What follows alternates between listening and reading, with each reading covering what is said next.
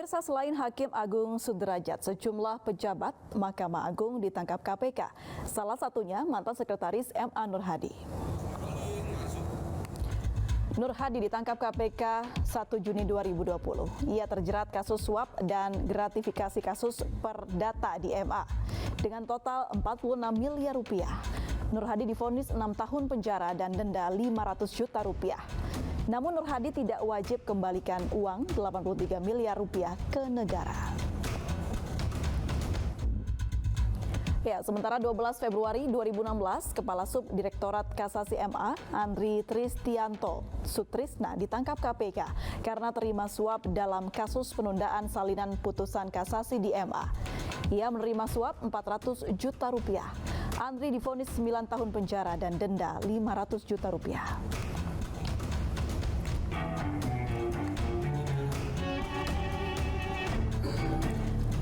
Dan pemirsa, untuk membahasnya telah bergabung bersama kami Pak Gayus Lumbun, Hakim Agung periode 2019-2018. Selamat malam Pak Gayus. Ya, selamat malam. Baik Pak Gayus, apa tanggapan Anda ini mengenai OTT KPK yang cetak sejarah pertama kali Hakim Agung ditangkap? Ya, ini merupakan bagian bagi saya, kalau saya sebagai mantan Hakim Agung itu ya menyedihkan ya sebenarnya. Sangat mengherankan juga bahwa posisi Hakim Agung yang tidak mudah diraih untuk bisa bertugas sebagai Hakim Agung hanya sampai sekian tahun saja sudah hilang, bahkan dihukum lagi. Ini satu ironi yang luar biasa bagi lembaga Mahkamah Agung. Dan untuk ke depan tentu harus ada tindakan-tindakan yang menjadikan tidak timbulnya lagi seperti ini, hal seperti ini. Saya memperhatikan sekali kalau tadi istilah digunakan adalah suap ya. Kalau suap itu ada agak berbeda dengan gratifikasi ya secara pandangan tipikor. Suap di tipikor itu sangat berbahaya karena suap dalam tipikor diatur di pasal 12 ayat 2 itu di situ dapat diartikan sebagai meeting of mind ya. Pertemuan pikiran yang menjadi satu dari antara kedua belah pihak. Artinya ini tidak berhenti di sini. Sudah ada kesepakatan, sudah meeting of mind bahwa nanti perkara ini akan menjadi seperti apa.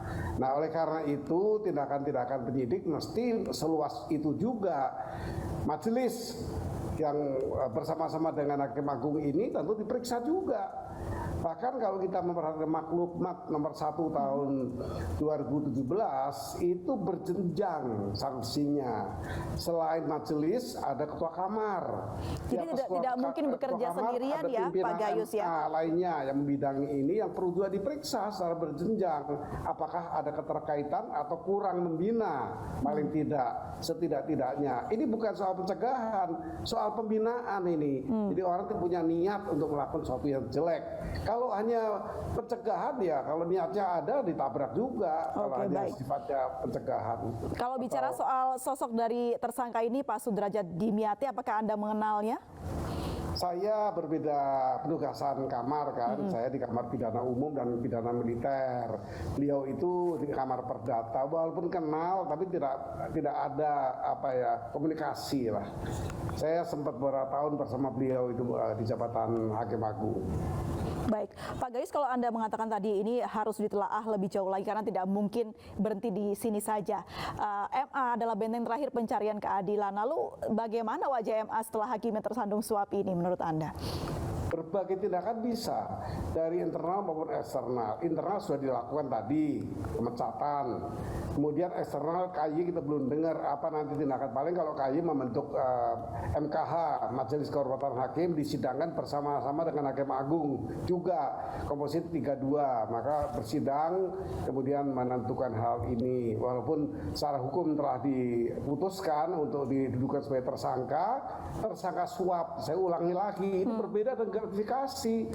Kalau itu pemberian saja. Kalau suap itu ada perjanjian di situ untuk melakukan apa atau tidak melakukan apa. Itu jelas di. Jadi berarti artinya ada penawaran begitu Pak Gayus menurut Anda? Ya, kalau Anda perhatikan kalimat saya kan begitu. Kalau ini ada suap berarti ada meeting of mind. Nah, ini didalamin, tidak hanya kepada tersangka saja, kepada majelisnya, bahkan kepada ketua kamar yang lebih tinggi.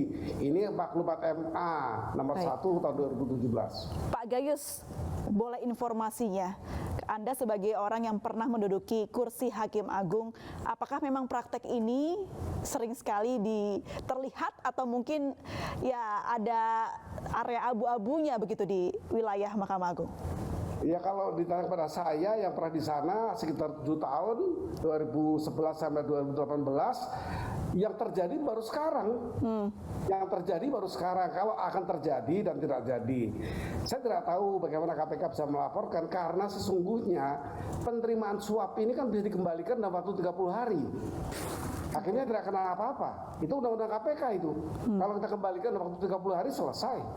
Nah tapi OTT-nya langsung ditangkap ya tidak bisa ada kesempatan. Baik. Nah, ini semua publik mesti tahu hal-hal ini. Pak Gayus, ini kan yang menarik adalah KPK ini ya meng-OTT Hakim Agung. Nah, apakah OTT ini artinya pengawasan Komisi Yudisial terhadap hakim tidak berjalan, Pak? KPK tidak punya kewenangan untuk pengawasan untuk Hakim Agung, apalagi penindakan yang ada. Nah oleh karena itu pengawasan itu KY, Komisi Yudisial secara eksternal. Hanya Komisi Yudisial itu kurang gigi, kurang kewenangan untuk mengejar bola. Dia hanya terima tunggu bola masuk, ada perkara seperti ini baru dia mengambil sikap. Sikapnya hanya membentuk majelis kehormatan hakim. Nah ini kan sebenarnya ada kekurangan lain, pengawasan langsung tidak ada, arti secara eksternal. Artinya negara sudah mulai dengan kekuatan ini, hakim kaliber Hakim Agung bisa OTT. Artinya ada yang kurang di sini kalau bicara pengawasan atau bicara pembinaan kelemahnya ketua muda pembinaan di Mahkamah Agung. Itu pimpinan tuh ketua Dewas itu. Berarti kuncinya di Komisi Yudisial ya Pak ya untuk bisa melakukan perubahan? Ya negara pasti memberikan kewenangan lebih kepada Komisi Yudisial untuk kejar bola, untuk bisa dapat. Di KY itu laporannya banyak itu kalau jujur dikatakan. Setiap perkara yang dianggap oleh lawan ada permainan sedikit dilapor KY. Nah KY tidak bisa bertindak karena tidak punya kewenangan untuk kejar bola. Dia tunggu saja sampai ini terjadi. Ini problematik yang perlu diselesaikan di antara lembaga negara. Evaluasi dan langkah yang bisa diambil oleh Komisi Yudisial untuk memperbaiki ini ada tidak sih Pak? Sangat ada. Sering saya cuatkan ketika saya masih aktif. Agar semua proses persidangan di Mahkamah Agung terbuka untuk umum. Terbuka atau transparan, kalau memang terbuka tidak mungkin saya menyadari space yang ada tidak cukup untuk membuat kamar-kamar sidang yang puluhan ribu itu setahun masuk itu. Saya satu hari harus 3 paling. 3 itu tidak enteng, membuat perkara harus putus itu tidak mudah. Itu bisa berhari-hari menumpuk terus. Nah, bagi saya pengganti dari transparansi publik untuk menyaksikan persidangan itu ada rekaman. Pada kesempatan ini saya usul 2 hal. Yang pertama berikan kewenangan lebih untuk KY secara eksternal. Internal itu tiap persidangan itu harus transparan pada masyarakat. Apa yang dibahas di sana? Apa itu dissenting opinion? Apa itu concurringnya? Jika publik tahu oh memang saya kalah karena memang sudah dimusyawarahkan seperti ini. Itu tidak pernah ada. Tiba-tiba putusan website menyatakan ditolak atau diterima atau dihukum sekian tahun. Cuma itu yang ada. Nah ini bertahun-tahun publik juga mengejar ini. Saya mengusulkan agar ada rekaman tiap sidang di Mahkamah Agung.